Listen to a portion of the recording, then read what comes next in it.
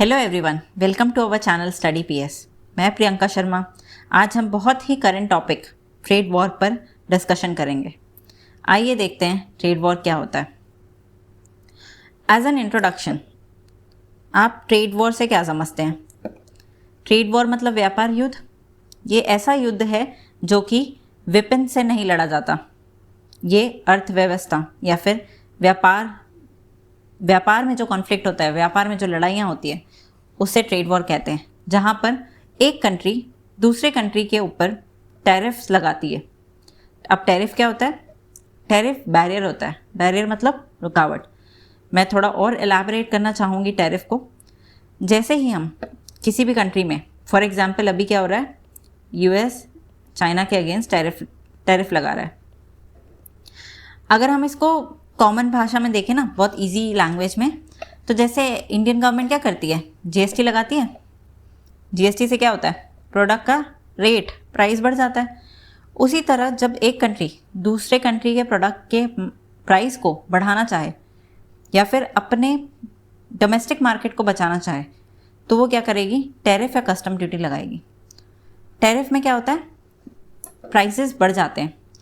जिसके भी अगेंस्ट लगाया जाए, वहाँ से जो भी प्रोडक्ट जो जिस कंट्री में आ रही होगी, फॉर एग्जांपल यहाँ यूएस लगा रहा है चाइना के अगेंस्ट टैरिफ, तो चाइना के जो भी प्रोडक्ट हैं जो यूएस में आ रहे होंगे, वो अब प्राइस रेस के साथ आएंगे, प्राइस राइज के साथ आएंगे। ठीक है? तो जब एक कंट्री दूसरे कंट्री पे बैरियर लगाती है और अगेन दूसरी कंट्री उसके जवाब में टैरिफ बढ़ा के इम्पोज करती है, तो वो ट्रेड वॉर कहलाता है। इसको इंटेंशनली किया जाता है। ठीक है? तो ये बेसिक डेफिनेशन है ट्रेड वॉर की। ओके? इसमें जिसमें एक कंट्री दूसरे कंट्री को एक्सप्लिसिटली टैरिफ्स लगाएगी। इसको हम बाय प्रोडक्ट ऑफ प्रोटेक्शनिज्म भी कह सकते हैं। प्रोटेक्शनिज्म क्या होता है? प्रोटेक्ट करना क्या होता है? जब आप अपने कोई भी सामान को बचा के रखते हैं। वैसे ही जैसे कि अभी यूएस कर रहा है। यूएस क्या कर रहा है? अपनी डोमेस्टिक मार्केट और अपनी डोमेस्टिक इंडस्ट्रीज़ और जॉब को बचाना चाह रहा है, जिसकी वजह से वो क्या कर रहा है? चाइना से जो प्रोडक्ट आ रहे हैं उन प्रोडक्ट में टैरिफ लगाया जा रहा है। ठीक है? और ट्रेड वॉर ना हमेशा सैंक्शन से अलग होते हैं। सैंक्शन में पॉलिटिकल गोल्स या फिर फिलैंथ्रोपिक गोल्स ड्रिवन होते हैं। ठीक है? और ट्रेड वॉर थोड़ा अलग होता है उससे। नेक्स्ट हम आगे देखते हैं। ये मैं और अच्छे से समझाऊंगी आगे के बाकी स्लाइड्स में। अब आप क्या सोचते हैं? जैसे कि अभी क्या चल रहा है? आपने अभी सुना होगा ट्रेड वॉर चल रहा है, बट क्या आपको लगता है कि ये ट्रेड वॉर पहले भी हुआ होगा? ये कोई नया कॉन्सेप्ट नहीं है। ये ट्रेड वॉर ऐसा नहीं है कि अभी आ रहा है या फिर जब ग्लोबलाइजेशन बढ़ा है तब आ रहा है, ऐसा नहीं है। ट्रेड वॉर ब्रिटिश भी क्या करते थे? ब्रिटिश 19th सेंचुरी में चाइना से जो इलीगल ओपियम ट्रेड आ रहा था उसको रोकने के लिए ट्रेड वॉर किया। मतलब ओपियम के इलीगल ट्रेड को रोकने के लिए मिलिट्री कॉन्फेडरेशन किया। अभी हम मिलिट्री कॉन्फेडरेशन नहीं कर रहे हैं। और ये इंस्ट्रूमेंट, ट्रेड वॉर का इंस्ट्रूमेंट कॉलोनियल एरा में बहुत यूज़ हुआ है। आप खुद जानते हैं, ब्रिटिश और जब इंडिया कॉलोनी था ब्रिटिश का, तो ब्रिटिश क्या करते थे? जो भी इंडिया से प्रोडक्ट मंगा रहे हैं उसमें क्या करते थे? टैक्सेस बढ़ा दिया करते थे। तो जो पहले जब इंडिया कॉलोनी नहीं था, पहले जब ब्रिटिश में इंडिया के अच्छे खासे इंडिगोज या फिर टेक्सटाइल जा रहे थे, इंपोर्ट हो रहे थे और लोग प्रेफर भी करते थे इंडिया के प्रोडक्ट लेना, जब ब्रिटिश ने टैक्स इम्पोज किया तो ब्रिटिशर्स ने वो इंडिया के प्रोडक्ट लेना बंद कर दिया या कम कर दिए, है ना? तो आप इन हिस्टोरिकल बैकग्राउंड से समझेंगे कि ये कोई नया कॉन्सेप्ट नहीं है भाई, पहले से चलता आ रहा है ना? और सबसे पहले टैरिफ किसने लगाया था? यूएसए ने। टैरिफ जैसा कॉन्सेप्ट यूएसए ने लाया था 1789 में। ठीक है? जब जॉर्ज वॉशिंगटन प्रेसिडेंट हुआ करते थे उस टाइम पे। ठीक है? आगे हम देखते हैं अब इम्पैक्ट क्या होगा भाई ग्लोबल इकोनॉमी में। पहले तो मैं एक बार टैरिफ का कॉन्सेप्ट सही से समझा दूँ। टैरिफ में एक्चुअली होता क्या है? अभी क्या कर रहा है यूएस ने? क्या किया? यूएसए ने क्या किया? चाइना के अगेंस्ट टैरिफ लगाया। ठीक है? मान लो एग्जाम्पल के लिए ले रही हूँ मैं 10%, ठीक है। अब क्या हो रहा है, चाइना का जो प्रोडक्ट पहले 100 रुपीज़ में मिलता था, जो यूएस में $100 रुपीज़ नहीं लेते, अपन डॉलर लेते हैं, जो पहले चाइना का प्रोडक्ट $100 में यूएस में मिल जाता था, अब 10% टैरिफ के बाद वो $110 में मिलेगा। तो क्या लगता है आपको कि प्राइस इंक्रीज, सेम प्रोडक्ट अगर प्राइस इंक्रीज होता है तो कस्टमर्स उसको लेंगे? ऑब्वियसली नहीं लेंगे, है ना, बिकॉज कस्टमर की चॉइस प्राइस कम पे होती है। अगर कोई चीज़, अगर एक ही चीज़ प्रोडक्ट अगर कम प्राइस में मिल रहा है तो कस्टमर प्रेफर करते हैं कि वो कम प्राइस में ले, है ना। तो ये होता है एक्चुअली में टैरिफ का इफ़ेक्ट। अब इससे ग्लोबल इकोनॉमी में क्या इम्पैक्ट आएगा भाई? तो ग्लोबल, जैसे कि हर एक कोई भी मेजर्स आप लेते हैं, इकोनॉमिक मेजर हो या कोई भी हो, उसके प्रोज और कॉन होते हैं, दोनों होते हैं। तो इम्पैक्ट भी ना दोनों ही होगा। जो ऐसे लोग हैं जो एडवोकेट करते हैं, मतलब जो बोलते हैं कि ट्रेड वॉर अच्छा होता है, उनका कहना है कि ट्रेड वॉर के वजह से क्या होगा, नेशनल इंटरेस्ट प्रोटेक्ट होगा और डोमेस्टिक बिजनेस में एडवांटेज होगा। कैसे होगा भाई? नेशनल इंटरेस्ट और डोमेस्टिक बिजनेसेस कैसे बढ़ेगा? वो ऐसे बढ़ेगा कि जैसे ही चाइना का प्रोडक्ट महंगा होता है तो लोग क्या प्रेफर करेंगे? लोकल प्रोडक्ट्स लेना पसंद करेंगे। लोकल प्रोडक्ट लेना पसंद करेंगे मतलब लोकल मैन्युफैक्चरिंग बढ़ेगी। लोकल मैन्युफैक्चरिंग बढ़ेगी मतलब लोकल बिजनेस को बढ़ावा मिलेगा, है ना। उसी तरह क्रिटिक्स जो इसके अगेंस्ट है, वो लोग क्या बोलते हैं, जो ट्रेड वॉर है ना, उनका कहना है कि ट्रेड वॉर की वजह से ना लोकल कंपनीज हर्ट होती है, कंज्यूमर हर्ट होते हैं और अल्टीमेटली इकोनॉमी में इफेक्ट होता है। कैसे भाई? एक तरफ तो आप बोल रहे हो कि नेशनल इंटरेस्ट प्रोटेक्ट होता है और डोमेस्टिक मार्केट बढ़ता है, दूसरी तरफ आप ये भी बोल रहे हो कि ये लोकल कंपनीज को हर्ट भी करता है। तो कैसे? आपको पता है ग्लोबलाइजेशन में हम कहीं से रॉ मटेरियल मंगाते हैं, कहीं से फिनिश गुड मंगाते हैं, है ना। तो अब अगर मान लो एक एग्जांपल मैं ले लेती हूँ इंडिया और चाइना के बीच में, ठीक है। इंडिया क्या करता है? India active pharmaceutical ingredient import करता है कहाँ से? चाइना से, जो कि ये API जो कि किस लिए यूज़ होता है? फार्मास्यूटिकल्स में यूज़ होता है, मेडिसिन बनाने को, ठीक है। अब अगर चाइना के अगेंस्ट हम लोग मान लो इंडिया टैरिफ लगा देती है हर इंपोर्ट में, तो जो पहले एक्टिव फार्मास्यूटिकल इंग्रेडिएंट जो पहले 100 रुपीज़ में मिल रहा था, अगर इंडिया उसको 10% इंक्रीज़ करती है तो वो वही raw material, same raw material कितने में मिलेगा? 110 में। तो क्या हुआ? प्राइस इंक्रीज़ हुआ। अब प्राइस इंक्रीज़ हुआ है तो अगर लोकल मार्केट या लोकल कंपनीज़, है ना, लोकल मार्केट या लोकल कंपनीज़ इस API को यूज़ करके मेडिसिन बना रही है तो महंगी पड़ेगी ना भाई, है ना, क्योंकि रॉ मटेरियल ही उसका महंगा आ रहा है। तो अल्टीमेटली क्या होगा? कंज्यूमर प्राइस बढ़ेगा। क्या होगा? अल्टीमेटली कस्टमर प्राइस बढ़ेगा, है ना, कंज्यूमर प्राइस बढ़ेगा। तो ये क्या हुआ भाई? लोकल कंपनी हर्ट हुई ना, प्रॉब्लम हुआ ना, कंज्यूमर मार्केट डिस्टर्ब हुआ और अल्टीमेटली इकोनॉमी में क्या होगा? प्रॉब्लम्स आएगी, इनस्टेबिलिटी आएगी, इन्फ्लेशन भी बढ़ सकता है ना। तो ये है इम्पैक्ट ओवरऑल जो एडवोकेट और क्रिटिक्स कहते हैं। अब हम कुछ मेजर पॉइंट्स इसके ले लेते हैं कि क्या क्या इम्पैक्ट मेजरली पड़ेंगे। तो पहला तो है डिस्ट्रप्शन इन ट्रेड मार्केट या डिस्ट्रप्शन ऑफ ग्लोबल मार्केट। ये कैसे हुआ?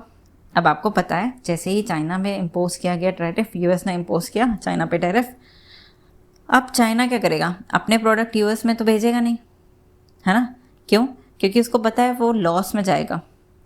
तो अब वो क्या करेगा? वो दूसरी कंट्रीज़ में उन प्रोडक्ट को बेचने की कोशिश करेगा, जिसके वजह से जो पहले सिनारियो था ट्रेडिंग का कि भाई यूएस से पैरेलली चाइना से पैरेलली यूएस जा रहा था प्रोडक्ट, अब क्या होगा? अब ट्रेड डिस्टर्ब होगा। अब चाइना दूसरी कंट्रीज़ में भेजने की कोशिश करेगा, वाइल यूएस क्या करेगा? यूएस भी अपना एक्सपोर्ट बढ़ाने का ज़रिया ढूंढेगा, है ना। तो जो पहले ट्रेडिशनली या जो करेंटली चल रहा था ग्लोबल ट्रेड, उसमें शॉर्ट टर्म पे तो तुरंत डिस्ट्रप्शन आएगा। Second, stock market volatility. ये क्या होता है भाई? स्टॉक मार्केट में आपने देखा होगा कई इन्वेस्टर्स अपने पैसे लगाते हैं। अब जैसे ही आपने न्यूज़ भी देखा होगा, जैसे ही यूएस ने टैरिफ बढ़ाया ना, स्टॉक मार्केट क्या हुआ, गिर गया, नेगेटिव पे आ गया। कैसे? क्योंकि यूएस की जो कंपनीज थी, जो चाइनास की कंपनीज में इन्वेस्ट करके रखी थी या इन्वेस्टमेंट कर रखी थी, पैसे लगा रखी थी, जैसे ही उन्होंने देखा कि टैरिफ इंक्रीज़ हुआ है तो इन्वेस्टर्स क्या किए, अपने पैसे क्या किए, वापस ले लिए, अपने पैसे वापस ले लिए, जिसकी वजह से क्या हुआ, स्टॉक मार्केट गिरा और वॉलीटिलिटी आई, है ना। नेक्स्ट है कमोडिटी मार्केट। कमोडिटी मार्केट कैसे प्रॉब्लम हुई, आपने देखा होगा दो येलो मेटल गोल्ड की जब हम बात कर रहे हैं, प्राइसेस ऑलरेडी इंक्रीज्ड है, मगर जैसे ही यूएस ने टैरिफ लगाया आपने फिर से इंस्टेबिलिटी दिखी और फिर से वो इवन अभी तो लाख में चल रहा है ना, 1 लाख में चल रहा है दिल्ली में गोल्ड का रेट। तो आपने देखा कैसे प्राइस इंक्रीज़ हुआ कमोडिटी का। ये तो बात हो गई गोल्ड की। आपने देखा होगा ऑयल के साथ भी ऐसा ही हो रहा है ना। तो आप देख रहे हो कैसे कमोडिटी मार्केट में डिस्टर्बेंस हो रहा है ग्लोबल ट्रेड मार्केट की वजह से, ठीक है। नेक्स्ट लास्ट होगा इन्वेस्टर पैनिक। इन्वेस्टर पैनिक कैसे, अब भाई इन्वेस्टर्स रातों रात तो इन्वेस्ट नहीं करते ना, पहले से प्लानिंग रहती है, बहुत कुछ सोच समझ के किया जाता है, लॉन्ग टर्म प्रोसेस होता है ये। अब जो इन्वेस्टर्स हाल फिलहाल में ही चाइना में इन्वेस्ट करे होंगे, उन लोगों के लिए तो प्रॉब्लमेटिक हो गया ना भाई, उन्होंने तो प्रॉफिट कमाने के लिए इन्वेस्ट किया था। अब जैसे ही टैरिफ बढ़ा है, चाइना के तो प्रोडक्शन बंद हो गए, क्योंकि ऑलरेडी मार्केट में प्रोडक्ट्स अवेलेबल हैं और वो अभी प्रोडक्शन करेंगे तो दे डोंट नो कि वो बिकेंगे कि नहीं बिकेंगे। इसकी वजह से क्या हुआ, स्लो डाउन या ब्रेक डाउन। इसकी वजह से क्या हुआ, इन्वेस्टर्स पैनिक कर रहे हैं, है ना। तो ये 4 ब्रॉडर पॉइंट थे जो कि इम्पैक्ट कर रहे हैं आफ्टर ट्रेड वॉर। नेक्स्ट हम देखते हैं इकोनॉमिक चैलेंज या अर्थव्यवस्था में चुनौतियां क्या आएगी। तो पहला क्या होगा, कोई भी ट्रेड वॉर में इनपुट कॉस्ट जो होता है वो बढ़ जाता है। कैसे, अगेन अगर वो रॉ मटेरियल वाले कॉन्सेप्ट से सोचेंगे आप, तो रॉ मटेरियल का क्या होगा, प्राइस इंक्रीज़ होगा। रॉ मटेरियल का प्राइस इंक्रीज़ हुआ मतलब प्रोडक्शन का प्राइस इंक्रीज़ होगा, और प्रोडक्शन का प्राइस इंक्रीज़ हुआ मतलब कंज्यूमर में कस्टमर प्राइस इफेक्ट होगा, कस्टमर प्राइस इंक्रीज़ होगा, है ना। तो अल्टीमेटली ये क्या करता है, मैन्युफैक्चरर को इम्पैक्ट करता है और एक्सपोर्ट कॉम्पिटिटिवनेस को भी इफ़ेक्ट करता है ना। क्योंकि पहले तो ईजिली एक्सपोर्ट हो जा रहा था, अब तो प्रॉब्लम आ गई ना भाई, ठीक है। नेक्स्ट है रिड्यूस इन्वेस्टमेंट। अब भाई ऐसा वॉलेटिलिटी लग रहा है, मतलब ऐसी प्रॉब्लम चल रही है कि आपने देख रहे हो, आप खुद ही न्यूज़पेपर में फॉलो कर रहे होंगे तो आपको पता होगा आए दिन यूएस क्या कर रहा है, टैरिफ इंक्रीज़ किया जा रहा है, और उसके आंसर में चाइना भी क्या कर रहा है, इंक्रीज़ करा जा रहा है भाई। रिसेंटली 4 to 45 समथिंग% लगा दिया यूएस ने चाइना के अगेंस्ट टैरिफ। तो ये सब क्या है, इसकी वजह से क्या हो रहा है, इन्वेस्टमेंट रिड्यूस होगी ना। जो इन्वेस्टर्स जो सोच भी रहे थे कि इन्वेस्ट करेंगे, अब वो हेजिटेट करेंगे इन्वेस्ट करने में, वो सोचेंगे।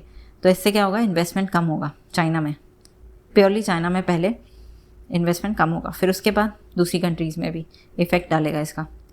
नेक्स्ट है इन्फ्लेशन और रिसेशन रिस्क।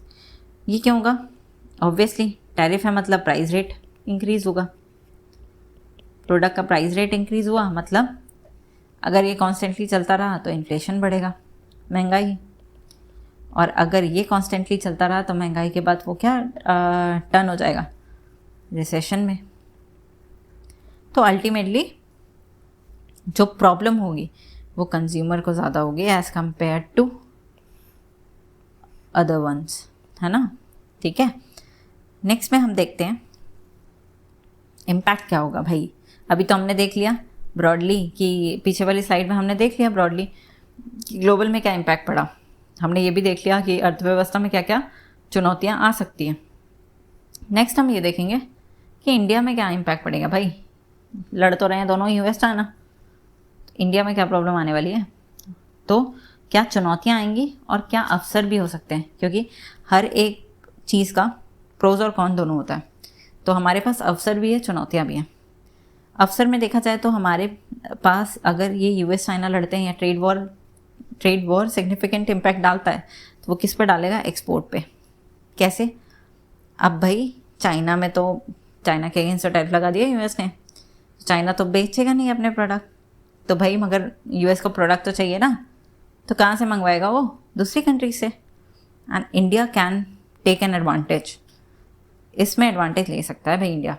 पहले क्या होता था इलेक्ट्रॉनिक सेक्टर्स में, जैसे इलेक्ट्रॉनिक प्रोडक्ट चाइना के प्रेफर करे जाते थे क्योंकि चाइना के सस्ते मिलते हैं, है ना। अब टैरिफ से प्राइस इंक्रीज हो जाएगा, तो अब इंडिया के पास ये अपॉर्चुनिटी है कि वो अपने प्रोडक्ट को यूएस में एक्सपोर्ट करे, प्रोडक्शन बढ़ाए, सप्लाई बढ़ाए, है ना। तो इससे क्या होगा? सप्लाई चेन जो है वो चाइना से हटकर इंडिया में आएगा। तो ये बहुत अच्छा एक अपॉर्चुनिटी है इंडिया के लिए, जिसमें वो अपने एक्सपोर्ट को बढ़ा सकता है। नेक्स्ट है मैन्युफैक्चरिंग ग्रोथ। मैन्युफैक्चरिंग ग्रोथ मतलब इससे क्या होगा? ऑब्वियसली अगर हम एक्सपोर्ट बढ़ा रहे हैं, हम अगर अपना एक्सपोर्ट बढ़ाते हैं तो भाई डिमांड बढ़ रही है, मतलब डिमांड बढ़ रही है तो हमें सप्लाई भी बढ़ाना पड़ेगा, है ना। तो सप्लाई बढ़ाएंगे, सप्लाई बढ़ाने के लिए हमें क्या करना पड़ेगा? मैन्युफैक्चरिंग, है ना। मैन्युफैक्चर को इंक्रीज़ करना होगा, और मैन्युफैक्चरिंग इंक्रीज़ होगा मतलब मैन्युफैक्चरिंग ग्रोथ होगी। तो हमें इस सिचुएशन का एडवांटेज लेना चाहिए, इस अपॉर्चुनिटी को ग्रैप्स करना चाहिए और इंडिया को मेक इन इंडिया प्रमोट करना चाहिए, है ना। नेक्स्ट और हम देखते हैं, नेक्स्ट हम देखेंगे तो एक हमारा अप्रोच ना कॉशियस भी होना चाहिए। क्यों?